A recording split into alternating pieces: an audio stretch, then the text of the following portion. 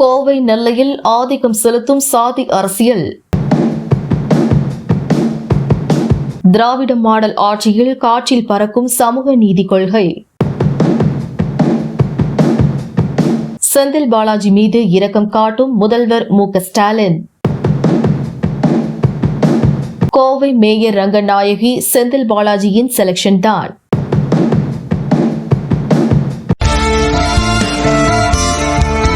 நல்லரசு பார்வையாளர்களுக்கு அன்பு வணக்கம். ஒரு வருடத்திற்கு மேலாக சிறைவாசியாகிவிட்ட திமுக முன்னாள் அமைச்சர் செந்தில் பாலாஜி மீது முதல்வர் மு.க. ஸ்டாலின் அதிகமாக இரக்கம் காட்டிக் கொண்டிருக்கிறார் என்பதற்கு சிறந்த உதாரணமாக மாறியிருக்கிறது கோவை மாநகராட்சியின் புதிய மேயராக ரங்கநாயகி அறிவிக்கப்பட்டுள்ளதுதான் என்கிறார்கள் கோவை மாவட்ட திமுக மூத்த நிர்வாகிகள்.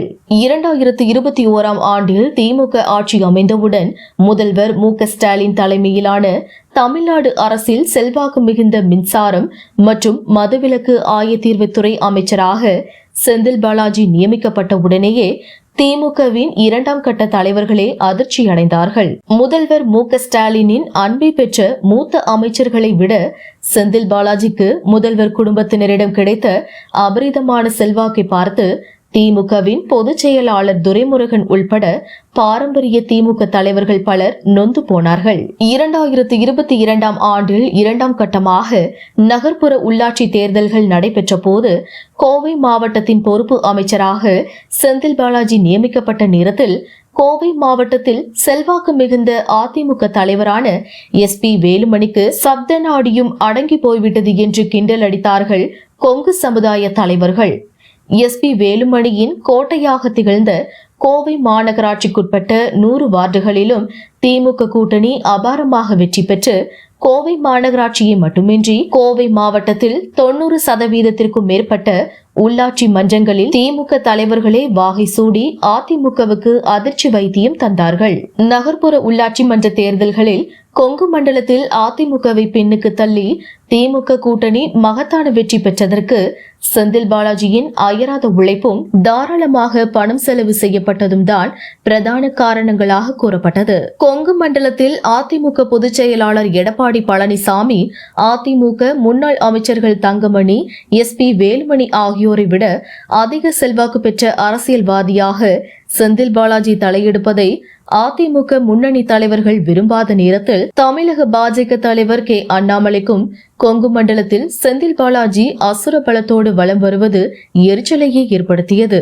அதிமுக மற்றும் பாஜக ஆகிய கட்சிகளின் செல்வாக்கை தவிடு பொடியாக்கிவிடும் ஆற்றல் கொண்டவர் செந்தில் பாலாஜி என்பதை உணர்ந்து கொண்ட 2 கட்சி தலைவர்களும் செந்தில் பாலாஜியின் கடந்த கால குற்ற வழக்குகளை தூசி தட்டி எடுத்து சிறைக்கு அனுப்பி வைக்கும் வைபவத்தை வெற்றிகரமாக நிறைவேற்றினார்கள். சட்டவிரோத பண பரிவர்த்தனையில் கடந்த ஆண்டு அமலாக்கத்துறையால் கைது செய்யப்பட்டு சிறையில் அடைக்கப்பட்டுள்ள செந்தில் பாலாஜிக்கு அமைச்சர் பதவி பறிபோனதுடன் ஓராண்டுக்கு மேலாக ஜாமீன் கிடைப்பதும் கூட குதிரை கொம்பாக மாறிவிட்டது.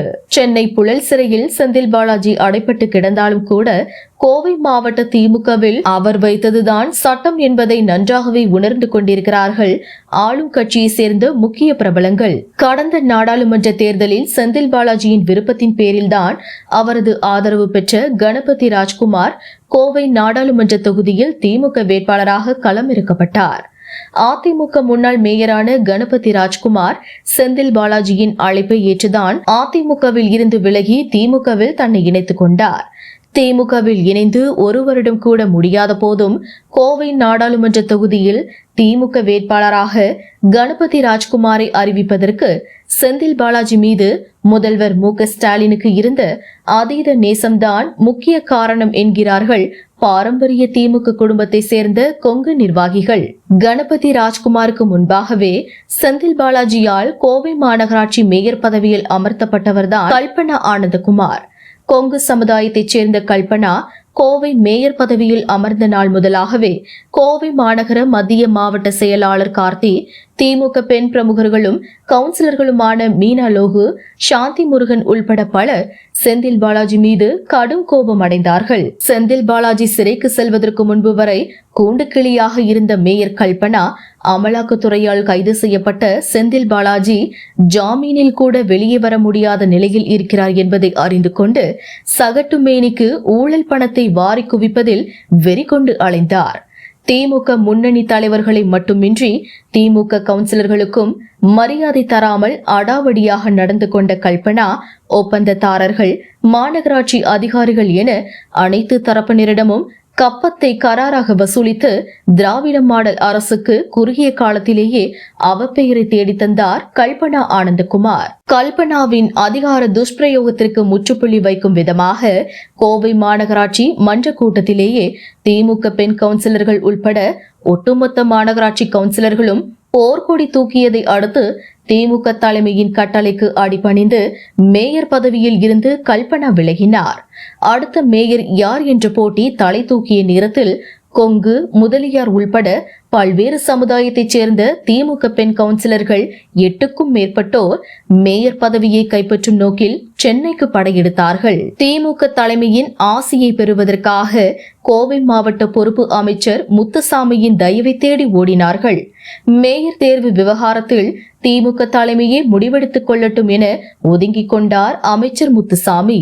மேயர் பதவி மீதான தீராத காதலால் விளையாட்டுத்துறை அமைச்சர் உதயநிதிக்கு மிக மிக நெருக்கமான அமைச்சர்கள் அன்பில் மகேஷ் பொய்யாமொழி, TRP ராஜா ஆகியோரின் பரிந்துரை பெறுவதற்காக சமுதாய ரீதியாகவும் திமுக பெண் கவுன்சிலர்கள் முனைப்புடன் போராடினார்கள். நகராட்சி நிர்வாகத்துறை அமைச்சர் KN நேரு மூலம் முதல்வரின் ஆசையை பெறுவதற்காக ஒரு சில பெண் கவுன்சிலர்கள் முயற்சித்த போதே அமைச்சர் KN நேரு தரப்பில் கொங்கு கவுண்டர் சமுதாயத்தைச் சேர்ந்தவர்தான் அடுத்த மேயர், முதல்வரின் தனிப்பட்ட உரிமையில் யாரும் தலையிட முடியாது, மு.க.ஸ்டாலின் யாரை மேயராக தேர்வு செய்கிறாரோ அவர்தான் புதிய மேயராக பதவியேற்பார் என திட்டவட்டமாக தெரிவிக்கப்பட்டுவிட்டது. அதே நேரத்தில் திமுக MP கணபதி ராஜ்குமார் செந்தில் பாலாஜியின் ஆசி பெற்றவர்தான் மேயர் பதவியிலும் அமர வேண்டும், அதுவும் கொங்கு சமுதாயத்தைச் சேர்ந்த ரங்கன் நாயகிதான் மேயர் பதவிக்கு தகுதியானவர் என சிறையில் இருந்த செந்தில் பாலாஜிக்கு தகவல் அனுப்பியுள்ளார். கணபதி ராஜ்குமாரின் பரிந்துரையை ஏற்று ரங்கன் நாயகியை மேயர் பதவியில் அமர வைக்க வேண்டும் என்று தனது விருப்பத்தை முதல்வர் மு.க.ஸ்டாலினுக்கு செந்தில் பாலாஜி தெரிவித்ததாகவும், ஓராண்டிற்கு மேல் சிறைவாசியாக இருந்து வரும் செந்தில் பாலாஜி மீது அளவற்ற இரக்கம் காட்டி வரும் முதல்வரும் செந்தில் பாலாஜியை மகிழ்ச்சியில் ஆழ்த்தும் வகையிலேயே முடிவெடுத்துள்ளார். கோவை மாநகர திமுக முன்னணி நிர்வாகிகளின் விருப்பத்திற்கு மாறாக ரங்கன் நாயகியையே மேயர் பதவிக்கு தேர்வு செய்து சமூக நீதி காவலரான முதல்வர் மு.க.ஸ்டாலினுக்கு கடும் நெருக்கடி கொடுத்து விட்டார் செந்தில் பாலாஜி என்கிறார்கள் கோவை திமுக அதிருப்தி பெண் கவுன்சிலர்கள். சிறையில் அடைக்கப்பட்டு இருந்தாலும் கூட செந்தில் பாலாஜியின் செல்வாக்கு குறையவே இல்லை என்று உற்சாகமாக கூறும் அவரது தீவிர விசுவாசிகள் செந்தில் பாலாஜியின் கண்ணசைவுக்கு ஏற்பதான் திமுக MP கணபதி ராஜ்குமாரும் மேயர் பதவிக்கு தேர்வு செய்யப்பட்டுள்ள ரங்கன் நாயகியும் கோவை மாவட்டத்தில் அரசியல் செய்வார்கள் என உறுதிபட கூறுகிறார்கள். கோவை மாவட்ட மாநகர திமுக நிர்வாகிகளின் விருப்பத்திற்கு மாறாகவும் மாநகராட்சியில் உள்ள திமுக பெண் கவுன்சிலர்களின் ஒட்டுமொத்த ஆதரவும் இல்லாத ரங்கன் நாயகியை தேர்வு செய்து அறிவித்திருப்பதன் மூலம் திமுக தலைவரும் முதல்வருமான மு.க.ஸ்டாலின் தலைவருக்கு உரிய அதிகாரத்தை வெளிப்படுத்தாமல் செந்தில் பாலாஜி என்ற ஒரே ஒரு மனிதருக்கான விருப்பத்தை மட்டுமே நிறைவேற்றி வைத்திருப்பதால் ஒட்டுமொத்த கோவை மாவட்ட திமுக நிர்வாகிகளுமே அதிருப்தியோடு தான் இருக்கிறார்கள். கிட்டத்தட்ட 2 ஆண்டுகள் கொங்கு சமுதாயத்தைச் சேர்ந்த கல்பனா மேயராக பதவி வகித்து விட்டதால் எஞ்சிய காலத்திற்கு வேறு சமுதாயத்தைச் சேர்ந்த பெண் கவுன்சிலரை மேயர் பதவியில் அமர வைத்து சமூக நீதி கொள்கைக்கு முதல்வர் மு.க.ஸ்டாலின் உயிரோட்டம் கொடுத்திருக்கலாம். ஆனால் மீண்டும் மீண்டும் கொங்கு சமுதாயத்திற்கே முக்கியத்துவம் கொடுப்பதால் திராவிட மாடல் ஆட்சி முன்வைக்கும் சமூக நீதி கொள்கை என்பது மேடைகளில் மட்டுமே அலங்கார சொற்களாகவும் வெற்று முழக்கமாகவும் இருந்து கொண்டிருக்கிறது என்று வருத்தத்தை வெளிப்படுத்துகிறார்கள் திராவிட சித்தாந்தவாதிகள். கோவையை போலவே திருநெல்வேலி மாவட்டத்தில் திமுக MLAவும் முன்னாள் மாவட்ட செயலாளருமான அப்துல் வஹாப்பின் விருப்பத்தை நிறைவேற்றும் வகையிலேயே நெல்லை மாநகராட்சி மேயர் தேர்தலில் கிட்டு என்கிற ராமகிருஷ்ணன் தேர்ந்தெடுக்கப்பட்டுள்ளார்.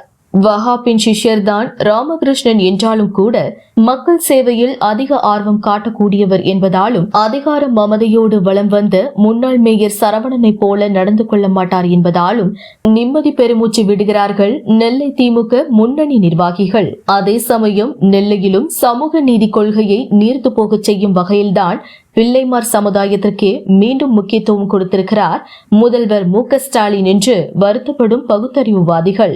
எஞ்சிய 2 ஆண்டு காலத்திற்கு மேலான மேயர் பதவிக்கு தேவர் அல்லது நாடார் சமுதாயத்தைச் சேர்ந்த திமுக கவுன்சிலரை மேயராக அறிவித்து சமூக நீதிக்கு என்றைக்கும் அரணாக நிற்பது திமுகவே என்று உரக்க கூறியிருக்கலாம் என்கிறார்கள். கோவை மாநகராட்சி மற்றும் நெல்லை மாநகராட்சி ஆகிய 2 மேயர் தேர்வும் கூட திமுக தலைமையின் தனிப்பட்ட விருப்பத்திற்கு மாறாகத்தான் அமைந்திருக்கிறது என்று மனம் நொந்து கூறுகிறார்கள் அண்ணா அறிவாலய மூத்த நிர்வாகிகள்.